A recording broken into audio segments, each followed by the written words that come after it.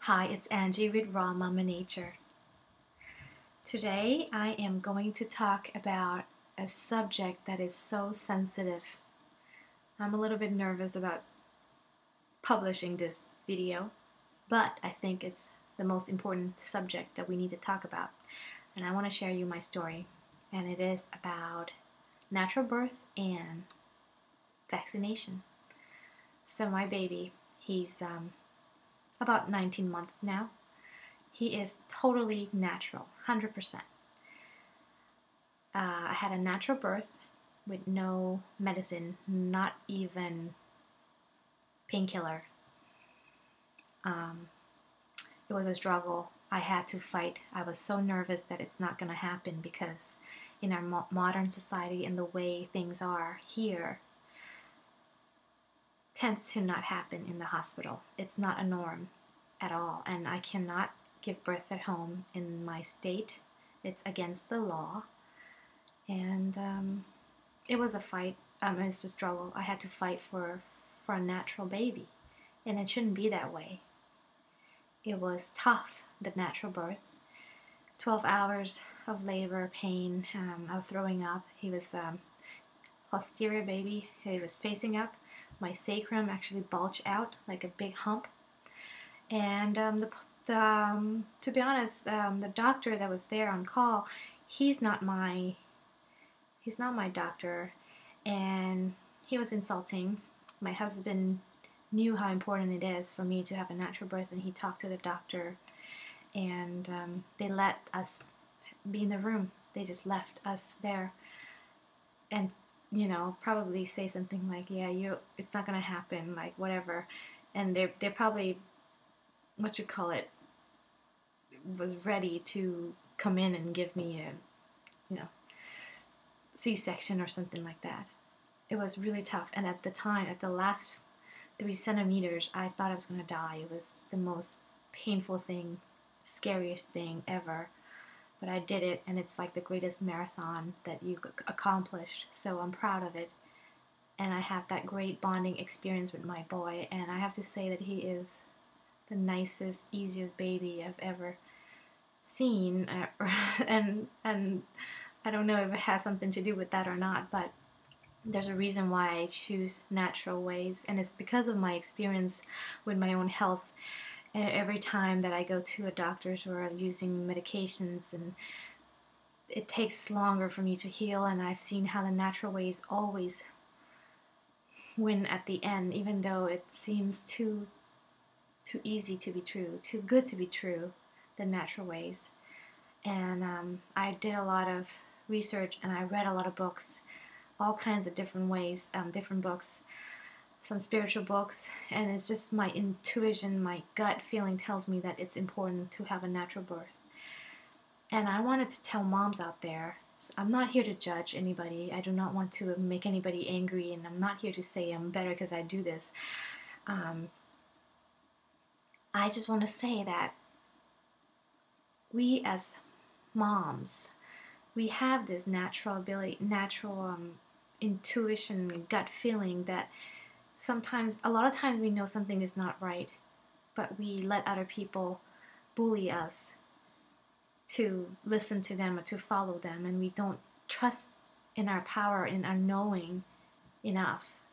I am a little bit of weak personality. I didn't think that I could have won this battle.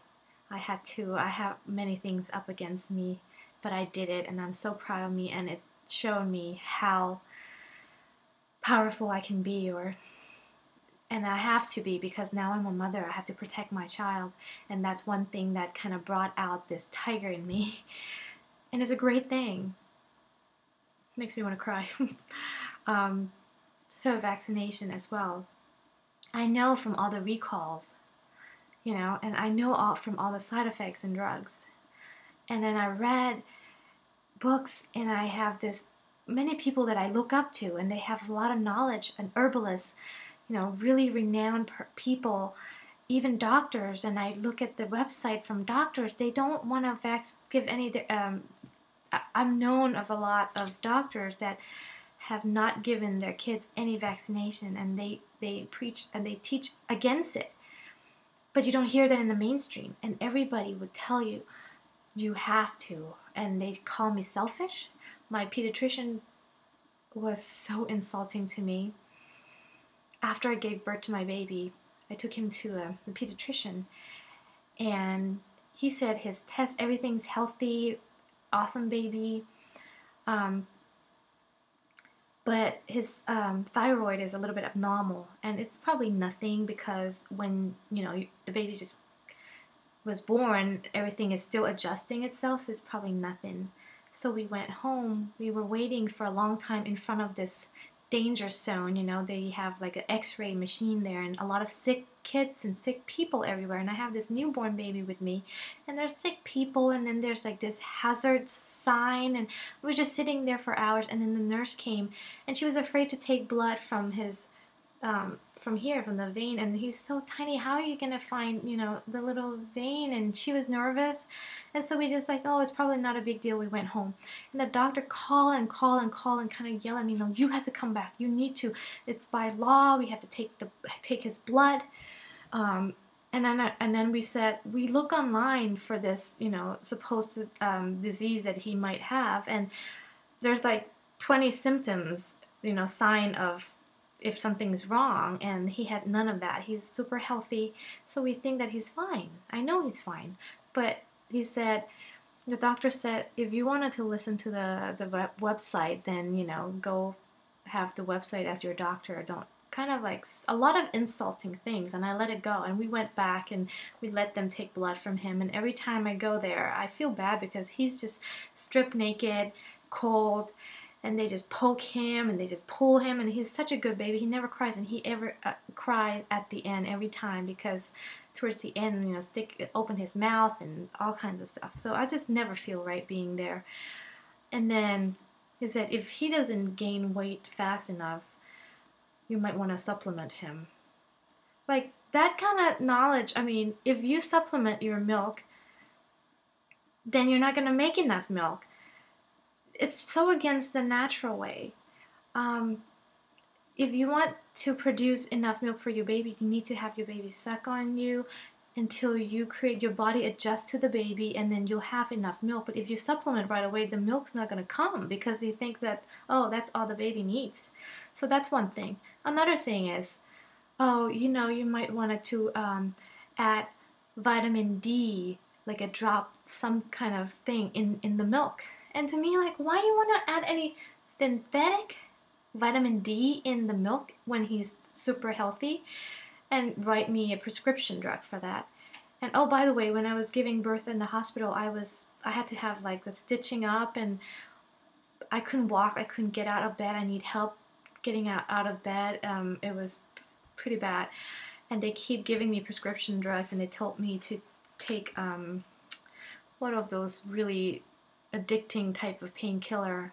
I don't even remember the name because I never take them, and I don't care about drugs. I don't go to get any prescription drugs, so I don't remember the name, but one of those, if I remember, I'll say it later. But and everybody look at me like, why do you want to feel pain? Like, why don't you just take this thing so you can not feel it? But I'm thinking, if I take that painkiller and I went through a natural birth, the painkiller medicine goes into my milk, and then my baby gets it. And why would I go through pain if I want to take medication? It's kind of defeat the purpose. And then secondly, if I don't feel pain and I get out of bed and I do things too soon and I ripped up my, I don't know, it's going to hurt it more. So I want to be careful and take it easy. If it's, bad down there, then I don't want to move too much, and I move too fast, it's not going to be good for me. And that is the natural way. You just want to listen to your body, and it just kind of, I don't know, it's kind of like what happened to that, that knowledge, and what happened to that trust in nature? Well, back to vaccination.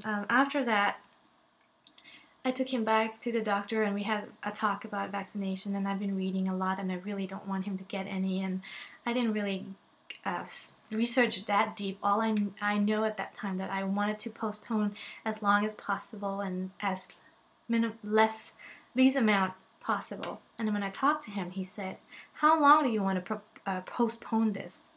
Till he dies?"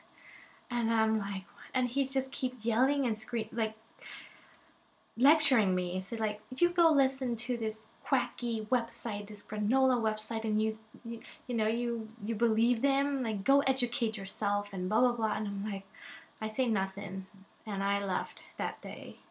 He told me to sign some paper because I was irresponsible for doing this, that I'm selfish, because he talks about the herd, what's it called,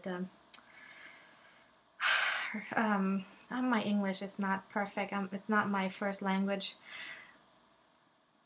but he was bringing up all this statistic and how, what about this disease, what about polio, what about this, it's you irresponsible, you're gonna make it worse for other people and blah blah blah. And I came out, I was so mad. I told my husband we're not going to go back there, and he said, okay, fine. So I look and I research other pediatrician, and I talked to them, and they all said the same thing. If I don't want to give my kid any vaccination, don't come in. So I felt like defeated, so I looked more into it, and I really, really was nervous. They said it's by law, you have to.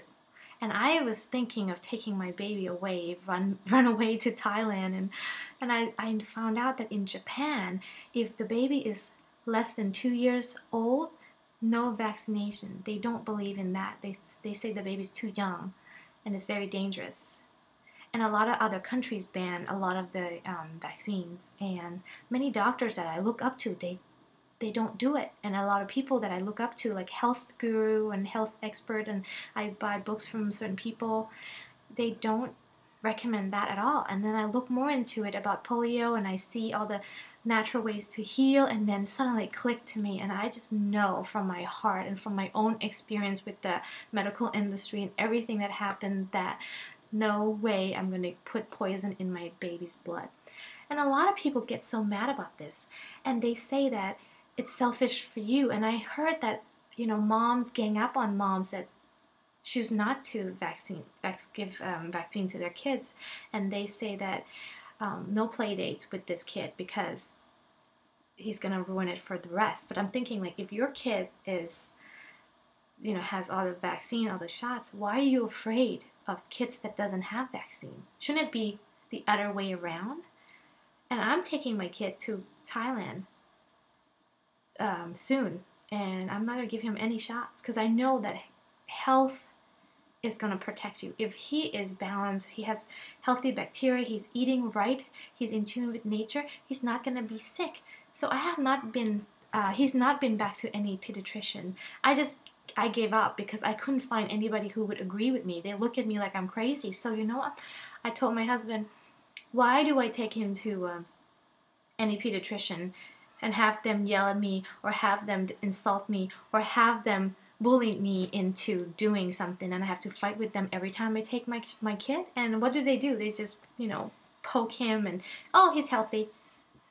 Take him butt naked, and, oh, here, put this vitamin D, and here another prescription, get your, maybe, I don't know, whatever they tell you to do now. And so I just decide no, because if he's, what is going to happen to him if he's not going to have a major accident, broken bones or something needs stitching, I'm not going to take him to the hospital. If he has a cold, I'm going to do the natural ways. I'm going to use natural herbs that I know. I have my books. I have my homeopathy book that I've studied, that I know that I can follow the guidelines, and that's how I use with myself as well.